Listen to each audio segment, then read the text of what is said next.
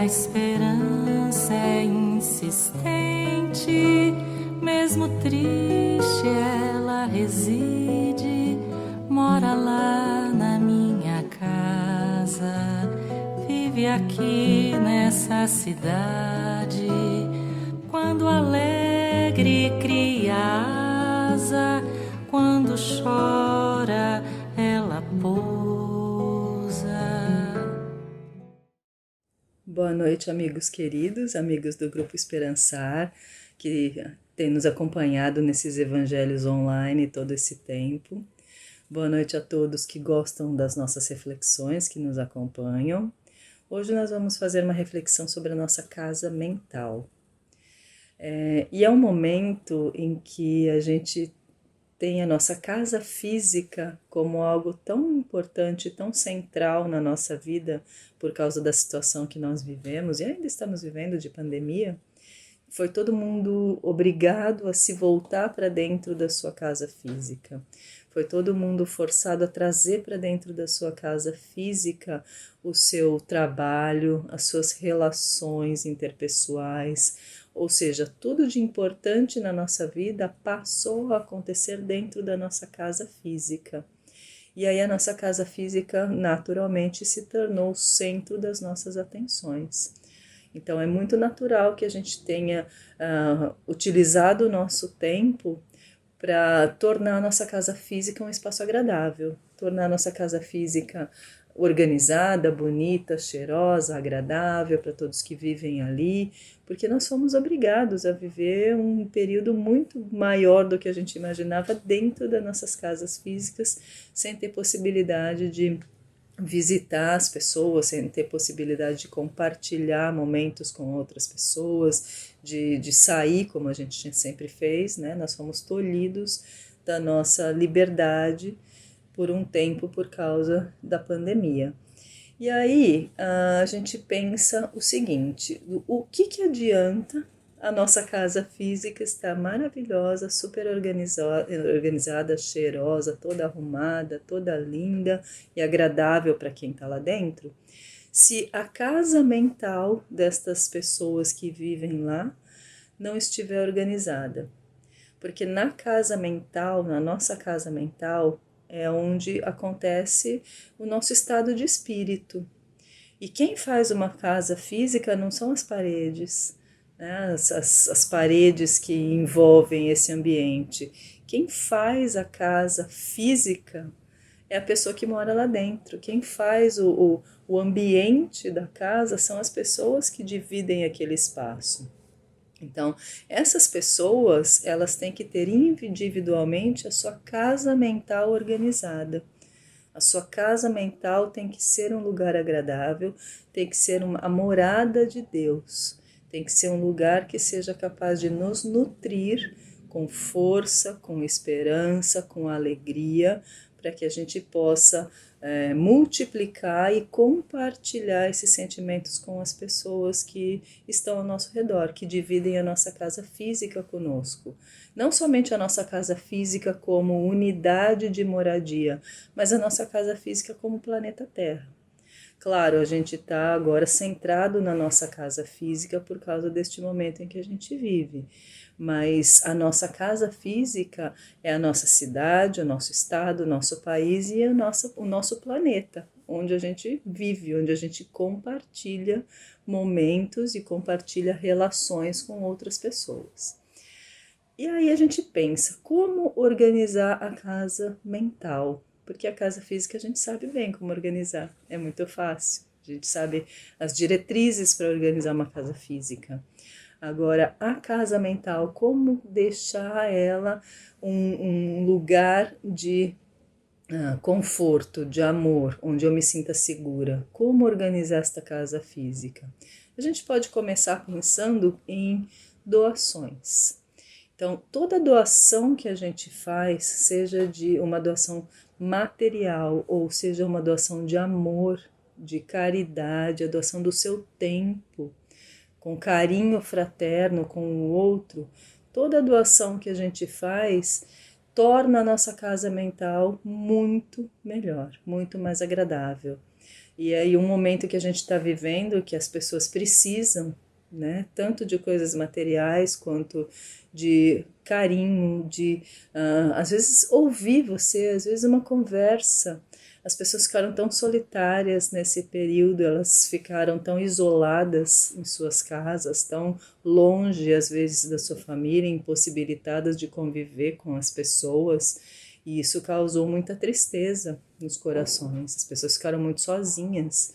Então, se a gente pensar que, às vezes, um telefonema, uma mensagem, uma conversa de 5 minutos com alguém que está sozinho, que está precisando ouvir alguém ou precisando ser ouvido, isso já é uma doação imensa para aquela pessoa.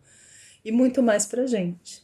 Porque quando a gente faz qualquer tipo de doação, eu tenho certeza que vocês se sentem também, assim como eu, muito mais felizes do que quem recebeu a doação. A gente sabe disso, o quanto isso faz bem pra gente. E aí é o nosso momento de doar amorosidade, de doar alegria sincera, né? Essas coisas, essas doações, se elas não forem feitas com sinceridade, de maneira desinteressada, elas perdem o valor. Então a gente tem que gostar de fazer isso, a gente tem que querer fazer isso, a gente tem que ter o amor necessário para você doar desinteressadamente, para você doar sem esperar nada em troca, sem querer um agradecimento, reconhecimento, nada disso. A gente tem que doar, às vezes até anonimamente, para você não depender de algum reconhecimento, alguma gratidão, né? A gente tem que doar com a essência da doação, né? Vamos dizer assim. Além disso, o que mais que pode tornar nossa casa mental um lugar agradável? A gente pode pensar na nossa conexão com o nosso mundo físico. Por que não? Por que não pensar na nossa conexão com a natureza, por exemplo? Quando a gente sente a natureza, a gente está sentindo a espiritualidade da vida. Então, às vezes, uma saída, alguns momentos que a gente passa em contato com a natureza, com animais, em contato com o mundo, basta você sentar ali. Às vezes, a gente mora num lugar tão abençoado aqui em Santos, que a gente tem a chance, a oportunidade de ter contato com a praia, com o mar, com a natureza. A gente tem jardins maravilhosos. Então, às vezes, você senta ali no jardim por 5 minutos e você pensa na grandiosidade daquilo tudo. O quanto a gente é feliz de ter essa chance, de ter esse contato com a natureza, de a gente poder sentir e admirar a natureza. Por que não desenvolver um dom seu, desenvolver uma arte que você faça, ou né, uma pintura, uma escultura, ou tocar uma música, tocar alguns instrumentos, porque essas atividades todas, elas despertam na gente sentimentos nobres. A gente começa a admirar coisas que a gente às vezes nem imaginava. A gente começa a perceber sensações ou até causar sensações nas outras pessoas que a gente nem imaginava. E isso é um grande fator que nos ajuda a organizar a nossa casa mental, ajuda a nos equilibrar. Então, acho que cada um sabe o que causa prazer, o que desperta essas vivências, esses sentimentos nobres na gente. Então, eu acho que é muito bom a gente buscar esse caminho para organizar a nossa casa mental. E aí a gente consegue fazer uma conexão, a gente consegue fazer uma harmonia entre a nossa casa mental e a nossa casa física, que é o nosso mundo. Uma vez que a nossa casa mental consiga refletir todos esses sentimentos nobres, a gente com certeza vai ter inter-relações, a gente vai ter uma vida, a gente vai ter momentos muito melhores com a nossa casa física, que é a nossa casa lar, é a nossa casa corpo, é a nossa casa, mundo, cidade, enfim, todas as relações que a gente tem com as pessoas e com os lugares os quais a gente frequenta, as quais a gente divide momentos. Nada mais gostoso do que você se relacionar com uma pessoa que que você fala, nossa, essa pessoa tem uma alegria, tem um espírito bom, né? Então essas pessoas são aquelas que conseguem deixar a casa mental delas em ordem. Essas pessoas são aquelas que conseguem cultivar a casa mental de maneira que ela esteja sempre bonitinha, arrumada, cheirosa, pronta para receber outras pessoas, pronta para externar amor, externar alegria de forma sincera, pronta para doação, pronta para causar coisas boas em outras pessoas. Então, meu desejo fica aqui que a gente consiga organizar a nossa casa mental tão bem, ou melhor, quem sabe, do que a gente organiza a nossa casa física. Que a gente olhe para a nossa casa física e sinta que antes de qualquer coisa ela é um reflexo da nossa casa mental.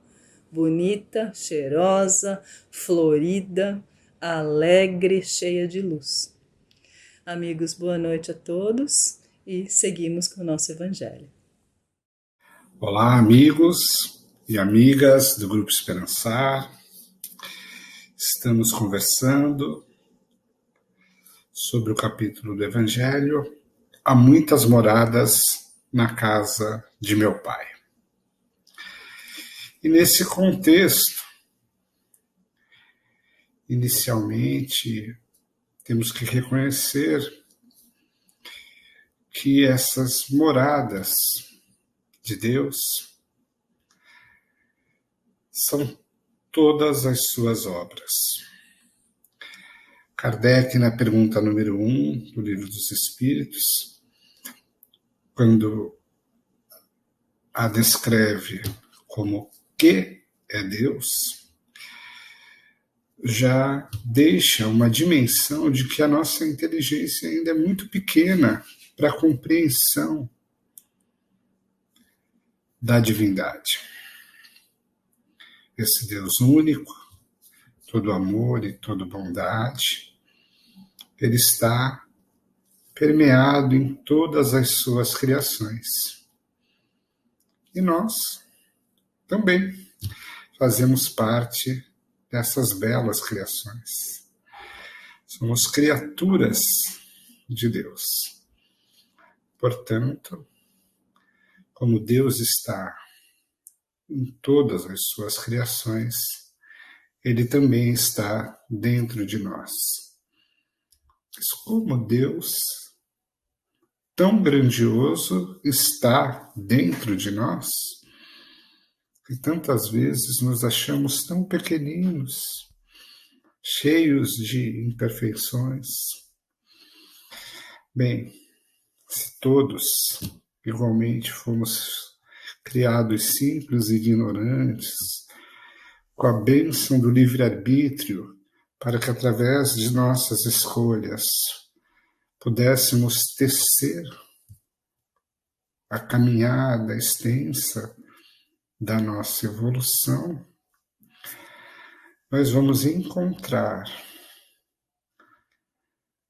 Deus também em nós, toda vez que examinarmos a nossa consciência.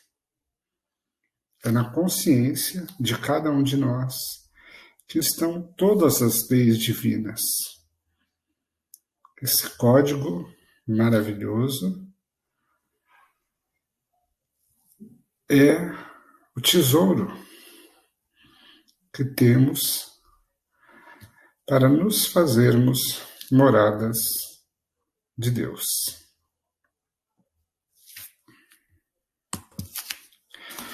Às vezes nos perguntamos, mas como acessar a consciência? Para encontrar, então, com o próprio Deus em nós, através das suas leis. Bem, quando vamos, por exemplo, atravessar uma rua que tem um semáforo de pedestres, e esse semáforo nos sinaliza vermelho, dizendo que é a nossa hora de aguardar. não de avançar. E mesmo assim, nós avançamos, nós já sabemos que é errado. Tentamos adequar, não vem carro, tá livre, né? Usamos dos nossos subterfúgios, mas sabemos que é errado. Assim é também com as leis divinas. Quantas coisas que nós já sabemos que não deveríamos fazer, porque são contrárias às leis de Deus. Então, se a gente parar para pensar, a gente está sempre acessando essas leis, está sempre acessando a nossa consciência. Aliás, conforme, enquanto espíritos eternos, nós vamos ampliando a nossa capacidade de perceber um conteúdo maior da nossa consciência. É impossível voltar atrás, né? Quando a nossa consciência ilumina o nosso caminho, ilumina aí a nossa trajetória diária, é impossível voltar atrás. Você sabe perfeitamente que está contrário às leis divinas. Então, é uma escolha muito séria quando a gente, sabendo que algo não deveria ser ou estar em nossa rotina, nós ainda assim fazemos essa escolha. As leis divinas já nos sinalizam em outra direção. É assim, né? Quando nós iluminamos com a consciência, a gente está iluminando as nossas sombras. E aí a gente precisa ter esforço para se desvencilhar dessas sombras, daquilo que em nós ainda não está alinhado a essas leis divinas. O capítulo, nos itens que selecionamos, fala também da gradação entre os diferentes mundos, as diferentes moradas que compõem aí o nosso extenso universo, que, aliás, não para de crescer, né? Está em constante expansão, como Einstein já nos provou. O que, então, nos revela que Deus está em constante criação, ofertando sempre a oportunidade de evolução a novas criaturas. Bem, nessa diferente, né, gradação entre mundos, nós temos os mundos mais primitivos, né, bem ligados à força da matéria, praticamente sem nenhuma percepção moral.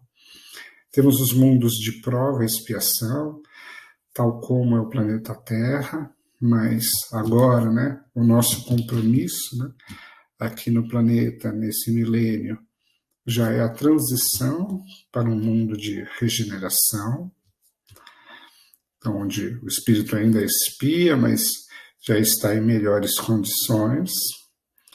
No mundo de provas e expiações, ainda o mal é mais predominante, né? No mundo de expiação, a gente já tem uma seletividade e temos melhores oportunidades.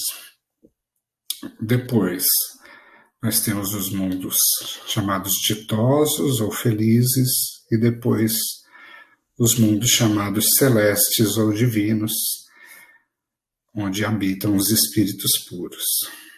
Então, nessas diferentes gradações de mundo, o espírito vai evoluindo. O capítulo também nos esclarece que nossa evolução não está atrelada necessariamente à nossa orbe, à nossa morada, ao nosso planeta. Conforme o espírito evolui, ele pode ir migrando para outras moradas. Agora é interessante pensar que, tal como, né, existe essa evolução entre os mundos, a gente poderia pautar a nossa rotina também numa gradação muito parecida, né? Se a gente fizesse ali, montasse uma planilha das nossas atividades diárias por semana, quantas realizações a gente poderia classificar como mais próximas de um mundo primitivo, né?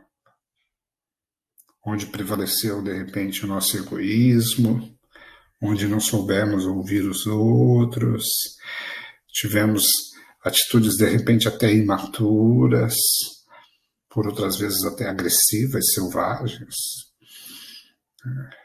Quantas outras ações, ou tempo dedicado, poderíamos dizer que se assemelham aos desafios dos mundos de prova e expiação. Outras, que já um pouco mais edificadas, nos aproximam de um mundo de regeneração, e outros momentos em atitudes do bem, em momentos de meditação, prece e ações de caridade, aproximamos a nossa rotina dos mundos felizes e celestes. Essa classificação também poderíamos atribuir aos nossos pensamentos. Os nossos pensamentos oscilam numa gradação que poderíamos comparar com essa escala evolutiva dos mundos. Então, durante o nosso dia, a cada dia, temos momentos de pensamentos difíceis, conturbados, nublados, que nos aproximam dos mundos mais primitivos. Né? Nós, como energias, é como se estivéssemos numa frequência muito agitada e, às vezes, com grandes oscilações. Conforme vamos serenando o nosso pensamento e nos alinhando em atitudes que nos aproximam do bem, tendemos a estabelecer uma harmonia em nossa frequência. E aí essas oscilações vão se tornando cada vez mais raras. E assim podemos ir trabalhando o nosso pensamento ao ponto que, lá na frente, mais purificados, essa harmonia esteja ali, muito próxima ao desenho de uma reta, a reta do bem, que tanto almejamos enquanto espíritos. Pode parecer muito desafiador também sentir-se como morada do Pai, como eu, né? Posso ser morada do Pai. Bem, lembrei de uma pequena história. Um trabalhador rural numa cidade pequena saiu para trabalhar, despedindo-se de sua esposa e de sua filhinha que ainda dormia. Foi para o campo, era um trabalhador rural, foi lá cuidar de suas obrigações. O dia passava e a menina acordou com muita febre.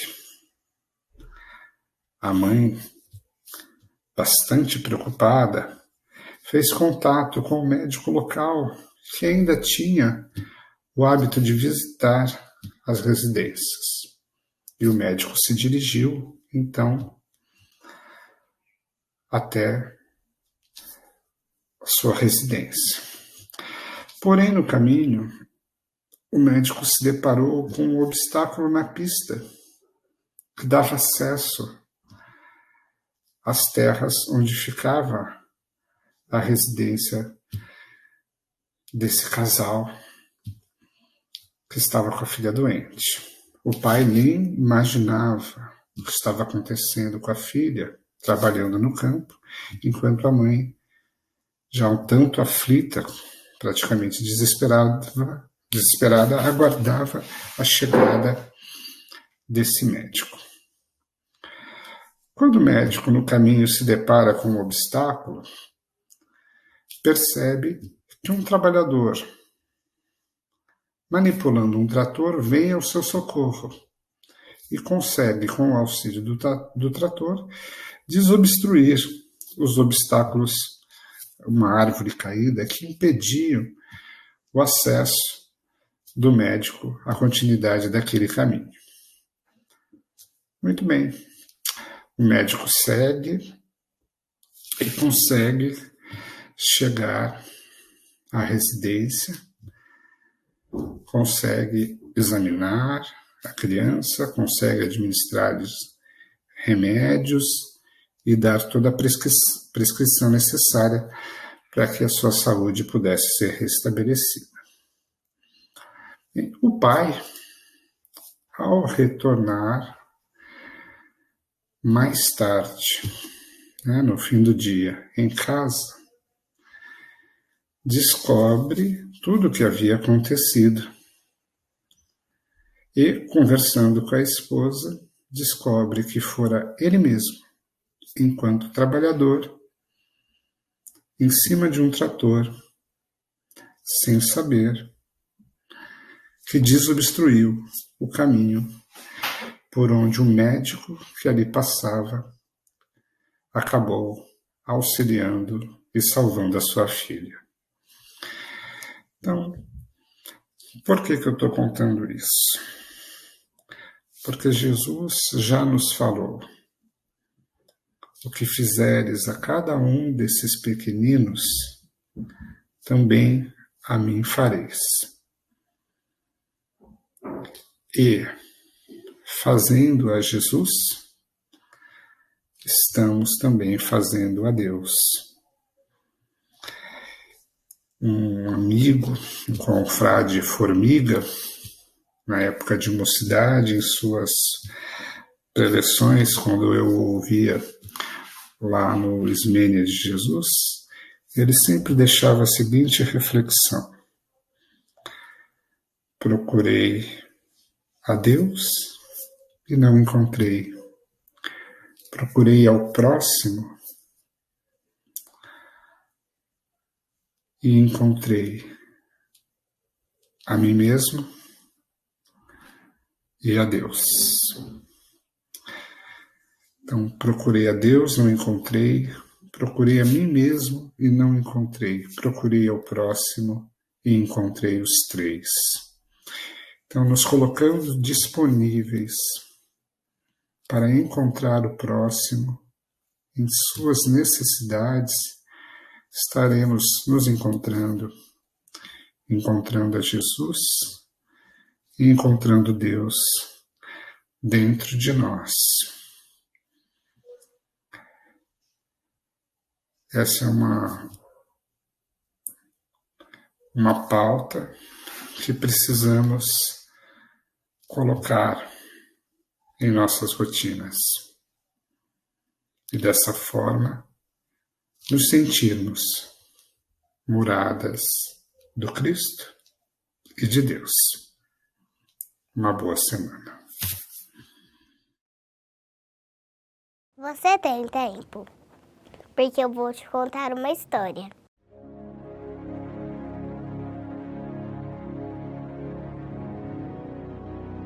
Eu aprendi que o universo é bem grande e tem mais de 100 bilhões de galáxias. Sabe quanto é 1 bilhão?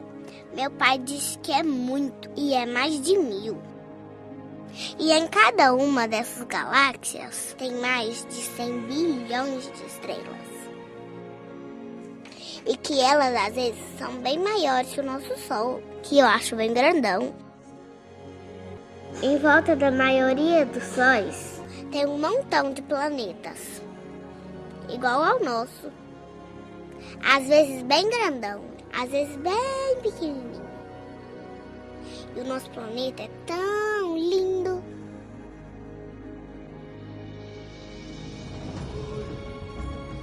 Tem mares, tem plantas, um monte de animais, super legal. E tudo funciona direitinho.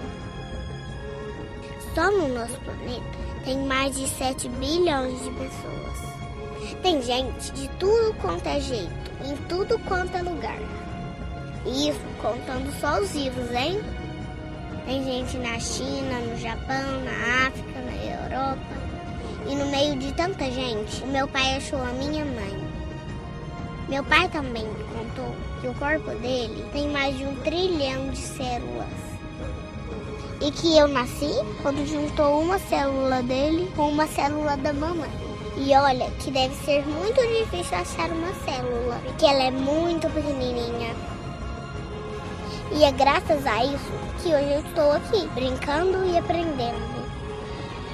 Então, quando alguém me pergunta se Deus existe, ou me fala que a célula do papai é o contrário da mamãe, entre 1 trilhão de células, entre 7 bilhões de pessoas, entre vários planetas, entre bilhões de sóis, em bilhões de galáxias, foi tudo um tal de acaso?